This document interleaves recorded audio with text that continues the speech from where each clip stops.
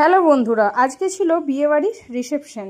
আর এটা ছিল জ্যৈষ্ঠ মাসের শেষ বিয়েবাড়ি। তো এই পচা গরমে বিয়েবাড়ি অ্যাটেন্ড করতে খুবই কষ্ট হয়, কিন্তু যাই হোক নিমন্ত্রণ তো মান রক্ষা করতেই হয়। তো চলো প্রথমেই চলে গেলাম প্যান্ডেলের ভেতর, যেখানে মানে রিসেপশনের ব্রাইড এবং গ্রুমকে বসানো হবে। আর এখানটা তো অসাধারণ সাজিয়েছে। তারপর চলে গেলাম স্টার্টার কাউন্টার। স্টার্টারে ছিল চিকেন পকোড়া, দই লস্যি, চা, কফি প্লাস আবার ফুচকা। তারপর চলে গেলাম মেন কোর্সে কী কী খেলাম দেখো। প্রথমেই চলে এলো গরম গরম পনির পাসিন্দা, স্যালাড, সস, লেবু। তারপর চলে এলো রুমালি রুটি, আর তার সাথে এলো ডাল মাখানি।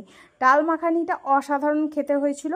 আর ডাল মাখানির মধ্যে মাখনাগুলো ছিল, এগুলো তো মুখে পড়লে বেশ ভালো লাগছিল, আমার তো খুবই ভালো লাগে। তো তারপর চলে এলো একটা ইউনিক আইটেম, যেটা হচ্ছে চিলি মাশরুম, তার সাথে হচ্ছে বাসন্তী পোলাও। তো এই চিলি মাশরুমটা আমি প্রথমবার কোনো একটা বিয়েবাড়িতে খেলাম, যেটা হচ্ছে ওই পোলাওয়ের কম্বিনেশনে। তারপর চলে এলো সাদা ভাত, আর ছিল চিংড়ি পোস্ত, আর তার সাথে ছিল রগরগে মাটন। আর এই মাটনের কালার দেখে তো বুঝতেই পারছো কেমন মাটন কষা হয়েছে। তারপরে চলে এলো আমাদের ডেজার্টের পর্ব।